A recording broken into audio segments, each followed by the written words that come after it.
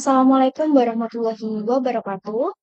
Pada presentasi ini, kami akan membahas topik proliferasi sel dengan studi kasus MPDCP yang berasosiasi dengan neoplasma limfoid. Berikut merupakan anggota kelompok kami. Perkenalkan, kami dari kelompok 1 dengan anggota saya Lydia Fatima Anzara dengan akhir NIM 164, saya Emma Yuliana dengan akhir NIM 163, saya Ferdinand Nabila dengan NIM akhir 175, saya Aini Sofia dengan NIM akhir 188. Selanjutnya yaitu tujuan pembelajaran. Yang pertama, mahasiswa mampu memahami konsep dasar proliferasi sel dan pentingnya regulasi yang ketat dalam proses pembelahan sel. Yang kedua, mahasiswa mampu menjelaskan pengertian dan mekanisme proliferasi sel. Yang ketiga, mahasiswa mampu menganalisis fenomena proliferasi sel berdasarkan studi kasus klinis berbasis biologi sel dan molekuler. Selanjutnya yaitu konsep dasar proliferasi sel. Proliferasi sel adalah proses pertambahan jumlah sel melalui pembelahan sel. Proses ini berlangsung dalam siklus sel yang terdiri dari fase G1, S, G2, dan M. Fase S merupakan tahap replikasi DNA, sedangkan fase M adalah tahap pembelahan sel menjadi dua sel anak. Proliferasi sel dikendalikan secara ketat oleh protein siklin, CDK, checkpoint siklus sel, serta sinyal molekuler tertentu. Proliferasi sel terdiri atas proliferasi normal dan proliferasi abnormal. Selanjutnya yaitu regulasi molekuler proliferasi sel. Nah, regulasi proliferasi sel ini melibatkan interaksi berbagai komponen molekuler. Siklin berperan sebagai pengatur fagosiklus sel, sedangkan siklin dependent kinase atau CDK berfungsi untuk mengaktifkan transisi antar fase. Aktivitas siklin CDK ini dikontrol oleh checkpoint siklus sel dan inhibitor CDK. Selain itu, proliferasi sel juga dipengaruhi oleh jalur sinyal molekuler seperti JAK-STAT dan RAS-MAPK. Gangguan pada regulasi ini dapat menyebabkan proliferasi sel yang tidak terkendali. Nah, selanjutnya adalah perbedaan antara proliferasi normal dan abnormal. Proliferasi sel normal terjadi sesuai kebutuhan jaringan, bersifat sementara dan terkontrol dengan baik. Sebaliknya, proliferasi sel abnormal terjadi secara berlebihan atau tidak terkontrol. Proliferasi abnormal dapat bersifat reaktif, klonal non-malignan maupun klonal malignan. Penting untuk dipahami bahwa proliferasi abnormal tidak selalu ganti kanker, tetapi tetap dapat mengganggu fungsi jaringan. Selanjutnya adalah pengantar studi kasus. Proliferasi sel tidak hanya merupakan konsep teoritis, tetapi dapat diamati secara nyata pada kasus klinis. Studi kasus digunakan untuk mengaitkan teori biologi sel dengan data klinis. Kasus yang kami analisis melibatkan proliferasi sel imun serta hubungan antara proliferasi dan diferensiasi sel, berdasarkan Jurnal Internasional Bereputasi. Selanjutnya yaitu identitas artikel. Artikel yang kami analisis berjudul Case Report, Major Plasmacytoid Dendritic Cell Proliferation Associated with a Lymphoid Neoplasm. Artikel ini diterbitkan pada tahun 2022 dalam jurnal Frontiers in Oncology dan merupakan laporan kasus. Topik utamanya adalah proliferasi sel imun, yaitu plasmacytoid dendritic cell, yang relevan dengan kajian biologi sel dan molekuler.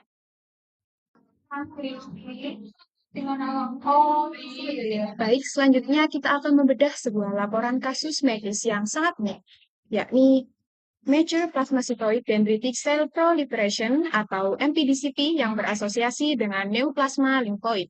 Nah, mengapa hal ini penting? Karena selama ini literatur medis mencatat bahwa MPDCP, yakni pertumbuhan sel dendritik yang matang, non-klonal, hanya terjadi pada pasien dengan kanker darah lini mieloid.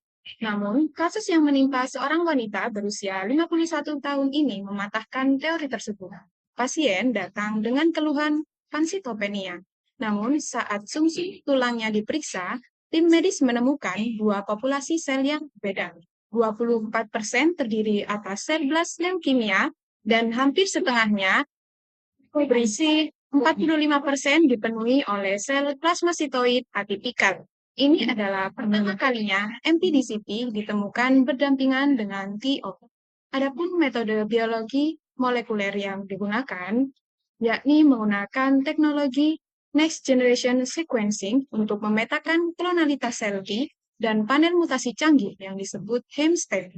Metode ini sangat krusial karena berhasil mendeteksi beberapa mutasi genetik kunci seperti DNMT3A dan SH2B3.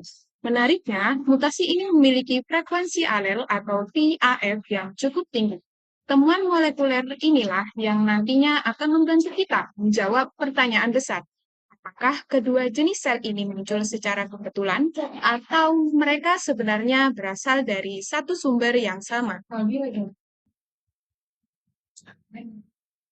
Selanjutnya merupakan hasil dan pembahasan. Coba perhatikan pada gambar 1 mengenai morfologi sel. Ini merupakan tampilan sumsum tulang dengan pewarnaan white ginseng. Di sini kita bisa melihat perbedaan yang kontras secara fisik. Ada sel blast yang merupakan sel kanker leukemia yang belum matang. Namun di sekelilingnya terdapat sel-sel PDC yang secara morfologi justru tampak sangat matang. Inti selnya bulat, kromatinnya padat, dan sitoplasmanya berwarna biru basofilik yang khas.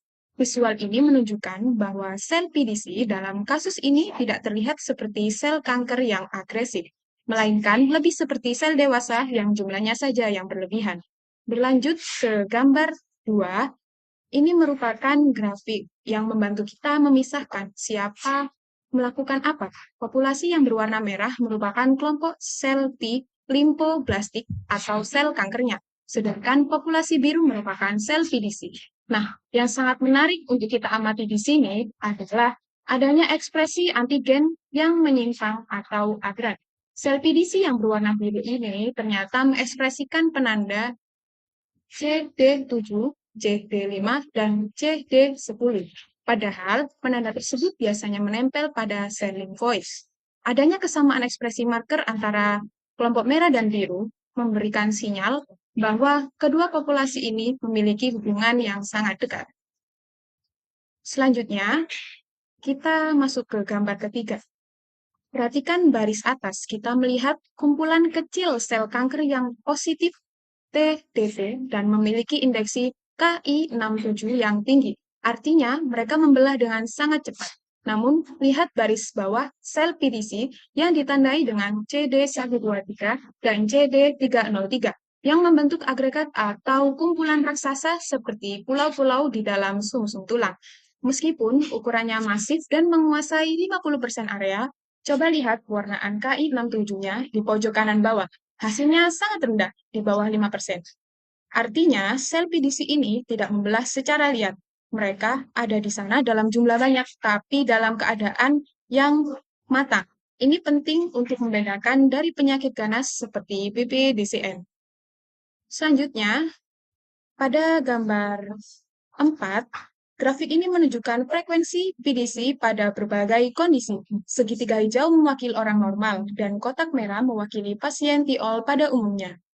Nah, biasanya pasien leukemia TIOL itu jumlah PDC-nya sangat rendah, hampir 0. Tapi pada titik biru yang menjulang tinggi, itu merupakan gambaran dari pasien kita. Fenomena ini sangat jarang terjadi. Hal ini membuktikan jika kasus MPDCT yang bergabung dengan TIOL adalah sebuah anomali statistik yang sangat nyata dan terdokumentasi dengan baik dalam riset ini. Selanjutnya mengenai analisis proliferasi sel. Pertama, kita tahu bahwa sel PDC ini bersifat non-malignan atau tidak ganas karena pertumbuhan mereka yang sangat lambat. Kedua profil antigen mereka menunjukkan adanya cross lineage di mana mereka membawa sifat sel limfoid sekaligus sel dendritik. Dan yang paling penting secara sains, temuan mutasi DNMT3 dan SH2B3 mengonfirmasi jika PDC yang matang dan sel leukemia TIOL berasal dari satu sel induk atau progenitor yang sama.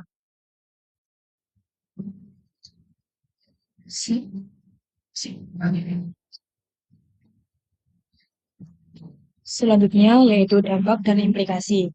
Penelitian ini memperkuat pemahaman bahwa jalur MAPK atau ERK merupakan pusat pengendali proliferasi pada banyak kanker. Temuan ini membantu pengembangan obat-obatan target yang lebih spesifik, serta membuka pengetahuan tentang mekanisme resistensi yang perlu diatasi dalam terapi kanker. Kemudian, refleksi kritis kelompok. Dari analisis kami, artikel ini memberikan gambaran yang jelas tentang bagaimana perubahan kecil pada satu protein dapat memicu perubahan besar pada perilaku sel. Kami menyadari bahwa memahami proliferasi sel tidak bisa hanya dari teori, tetapi harus melihat bagaimana proses ini berlangsung pada penyakit nyata seperti kanker. Artikel ini benar-benar membantu kami melihat hubungan antara konsep sel dan molekuler dengan pengembangan terapi modern. Yang terakhir yaitu kesimpulan. Artikel ini menyimpulkan bahwa menargetkan jalur MAPK atau ERK merupakan strategi efektif dalam menghambat proliferasi sel, khususnya pada tumor dengan mutasi BRAF atau RAS. Namun terapi ini memerlukan optimasi karena resistensi obat masih menjadi kendala. Berikut merupakan referensi yang kami gunakan.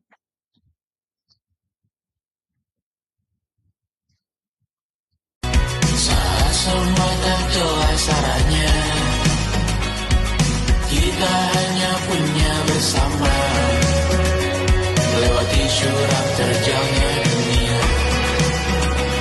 Ramai sepi ini milik bersama, saat terasa berat-beratnya,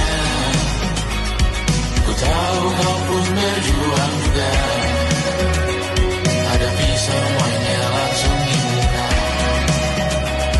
apapun yang terjadi tidak.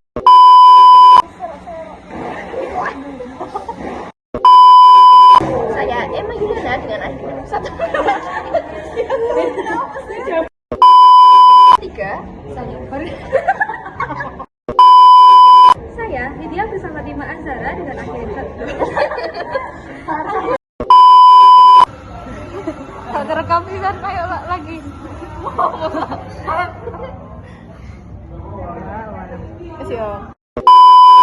Wassalamualaikum warahmatullahi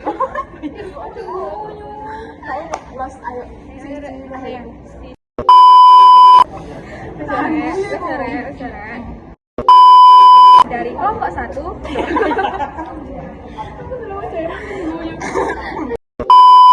Kelompok 1. Aku gak ketilan terus kamu kan. Sumpah. Iya. Siapa yang sini? Tapi Aku lagu kamu besok semua. Besok. 1, 2. aku ketangguh.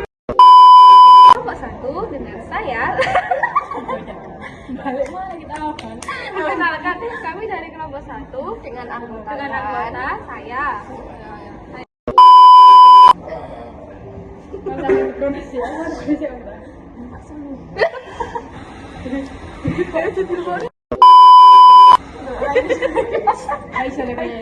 Apa kamera belakang? Aku udah serius. Ayo. Terus, ayo. Perkenalkan kami dari kelompok 1. Tuh kan. Terus. Ya aku tadi ngomong. Tadi ngomong. Saya sendiri. Oh, aku serius.